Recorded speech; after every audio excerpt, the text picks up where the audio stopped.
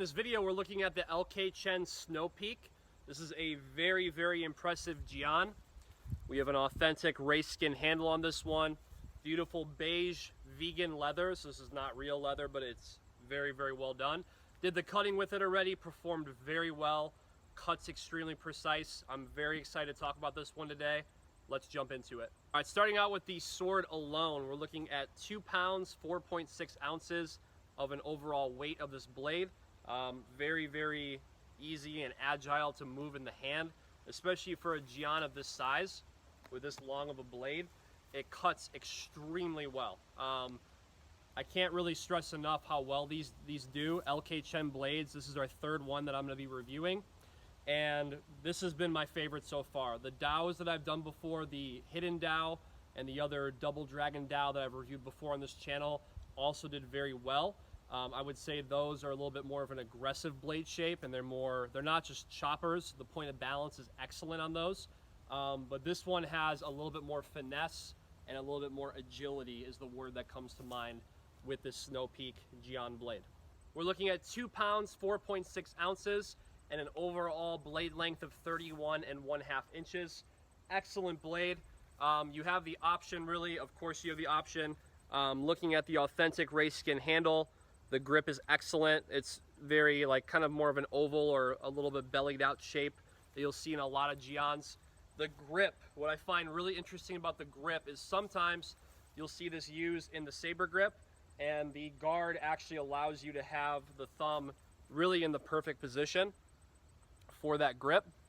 You can, of course, obviously go more of having the thumb down toward the ferrule, or you can go on a standard hammer grip. But as you pick this one up, you're gonna find that the thumb right in that position on that saber grip is really, really easy to manipulate the sword.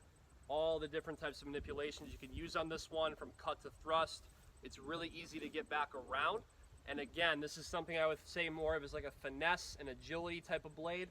You're looking at a time period where this was less about the battlefield tactics and more about the individual practitioner and their development of their skill with the sword. I'm very impressed with this handle, if you couldn't tell already. We have an overall length of the actual handle of 8 inches. So we have a nut construction pommel, which we'll talk about in a little bit. We've got the stainless steel fittings, and we have authentic rayskin here. How coarse is the rayskin? It's not unbearable by any means. It's just the proper amount, honestly. I mean, that sounds kind of like a cop-out, but it's not. It just feels really solid. I don't think it's going to really chew up your hand, especially if you have either the saber grip or a hammer grip in there. It's not really going to matter. It's got enough of traction on there where you know it's there, but it's not overbearing where anytime you move your hand, it kind of feels like sandpaper. It's just a really, really well done grit, I guess you could say, of this authentic rayskin. Overall length of 8 inches, overall length of handle. And then the actual handle, the actual grip length is 5 inches. So you got plenty of room for your hand on this one. If you're more in a saber grip fashion, or if you did want to be more down into a hammer grip, or even just like a kind of a modified saber grip where your thumb is not up against the guard, that's really up to you. The great thing about this is it's actually very versatile. If I had a preference on it as far as like how to hold it, I really like the saber grip. I could see you having the thumb more on the ferrule, but honestly, because of the point of balance, the steering and having that thumb pointing in the direction of the tip of the sword allows for added precision to your cuts and thrusts. This wrist wrap, I did the cutting with the wrist wrap. It's very aesthetically pleasing. It's a little bit of an off-white and a light gray. And this is exactly how it came wrapped. So if I take it off really quick just so you can see it. So it's not super far down like a lanyard hole would be. It's balanced and a little bit higher up into the handle. So there is a hole running through there. And it's actually really smart because it's got the right amount of retention so that if you were slashing with it, especially if you're doing big clearing slashes, which, you know, you have to be able to do that as well as the other precise stuff in the center line. But if you are using bigger cuts and longer broad strokes, that's adding a little bit more retention to the handle to where it's not restricting the wrist, but you do know there is a little bit of some retention there. Again, it's not like some other blades that I've done before that have wrist wraps where You have to do a bunch of finagling with it in order for it to be comfortable. This is exactly how it came out of the packaging when I received it to review it, and it's just in a great spot. One is 1060 high carbon steel. There are a few different options that LK Chen offers. You'll have to check the description of the blade steel on the website. So when you get an LK Chen blade, they offer different steel types, different tungsten steel types and things like that. This one is the 1060 high carbon steel one. We have a central fuller running through it, and we're looking at overall length of 39.37 inches of the whole blade. For a blade of this balance and how well it cuts and just how agile it is in the hand, it does not feel like it's 39.37 inches. This really moves more like something that's maybe even half a foot, maybe even a foot shorter than it. The agility of it is actually pretty incredible. I just picked it up and just did the cutting maybe 10-15 minutes ago, and it's a real joy to cut with. We'll talk about the pommel. With the pommel, this one is threaded, so we will get some up close looks of course, but this pommel is threaded. And you'll notice that is more of like a hexagon pommel, and it's intended to be that. It's not the traditional way, as they state on the website. It's not a traditional way that the pommel would be. However, because you don't really know where these are going to be shipped, could be hot, could be cold, could be humid, you want to be able to self-adjust that. So you can self-adjust that. I don't want that to kind of dismiss the fact that this is crafted extremely well. It's in the 70s right now, so I'm not going to really get to have aggressive temperature changes, but over the years that you have this, you may have to adjust this, but I don't want you to think about it like you're trying to fix a blade that you just purchased. The craftsmanship is top-notch here. Talking about the scabbard now, this is a really impressive scabbard. We have a beige vegan leather, so not a real leather. It feels exactly like leather, and it's very smooth. It's finely stitched. Again, you are going to get more close-ups. It's finely stitched running along the corner, and these are all stainless steel fittings that you're seeing here on this blade. I mentioned before, we're looking at authentic white rayskin, so this is not faux rayskin, this is authentic. Here is the wrist wrap that I spoke of before, and you see how it's a little bit further up from the pommel. So it's not in there as you would see in some other blades that we consider like a lanyard hole. You could consider it a lanyard hole, but it's not really. It's really just there for retention of the wrist, and also just so you don't lose the blade, to be honest with you. We spoke about the pommel already. We have that threaded pommel. You can self-adjust it if needed, if there's a drastic temperature change or just a change of seasons. With wood expanding and contracting, because it's wood underneath the rayskin handle. But the scabbard is very, very impressive.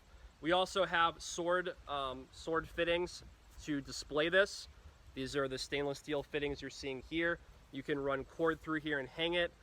It could just simply go on a sword stand. If you're looking for sword stands and looking to add this one to your collection, we have plenty of sword stands for sale in the accessories section at kultofathena.com.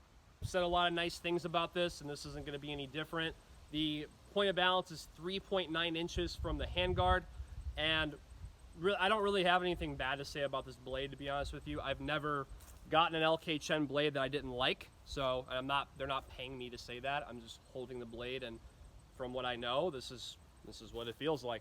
So 3.9 inches from the guard, and then we have a diamond cross section. So this has a central fuller, so this one is running about a palm distance from the bottom toward the guard. We do not have a fuller, and then we have a central fuller running through the blade, and then it stops right toward the percussion point, again, roughly about a palm distance of the striking surface. Regarding the point of balance, I spoke about it already before, but just so you know, oh, by the way too, when you're putting this in your hand, you want to roll that in and then slide it in. It's perfect. You don't want to twist the wrapping, because then it will be kind of funky on your wrist. But if you do it properly, not like I did when I first picked it up, then you'll be good. But like I spoke about before, cuts and thrusts on this one, the agility of the slashes is excellent. The ability to draw the blade back into different, more precise manipulations on thrusting. It's just a very, very agile and very a finesse feel of a sword. What I want to do now for you is go into some up-close looks of this blade in the scabbard and out of the scabbard. It's fall right now. It's beautiful. We got some colors, so it'll be great contrast to this blade. Let's take a look at that. This one in the scabbard, you'll see how The wrist wrap, the hole for it is a little bit further up from the pommel. There's the authentic rayskin. The handguard is really cool on this one. Then we have the beige vegan leather with the stainless steel fittings, running all the way to the edge. And this is what I was talking about as well. The stitching is on the edge of the scabbard. Stitched together very well. We'll see the central fuller running through it, and then toward the striking surface. If it looks a little dirty, that's just from the cut testing. But a very, very well done blade here.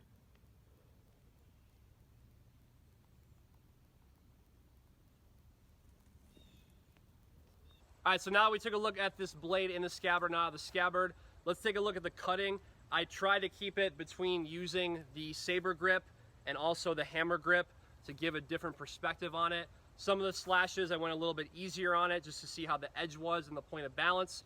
So no, some of them didn't go straight through it because I'm just kind of going a little bit more smooth with the cuts. I tried to thrust on it, it thrusted very well. And then some horizontal cuts to finish off the tatami. Very, very well balanced. Let's take a look at that footage.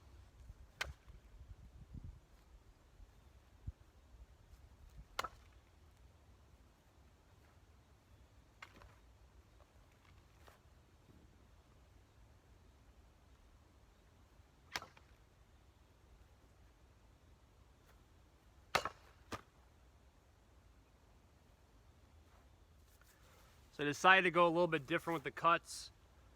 This is more of an elegant sword. I am using the wrist wrap as well.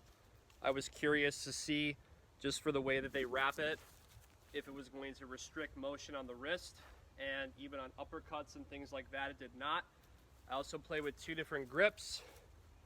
I play with more of a saber grip, which the stainless steel handguard allows the thumb to be protected behind it if you're working more of a precise grip, which you will see with the use of Jians like this. And then for that horizontal slash, I just want a standard hammer grip because it worked best for that one. So I want to thank you for joining me for this LK Chen Snow Peak Jian review. This blade cut extremely well.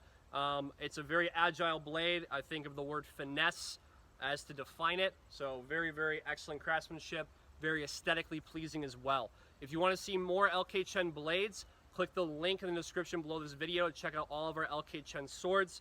He does a very, very excellent job on the blades. These just came to my attention this year, so I'm always really impressed and really excited in order to get a review out for you with his blades. If you haven't already, subscribe to the channel, like this video. If you want to see more LK Chen, leave us a comment below, and we'll see you in the next one.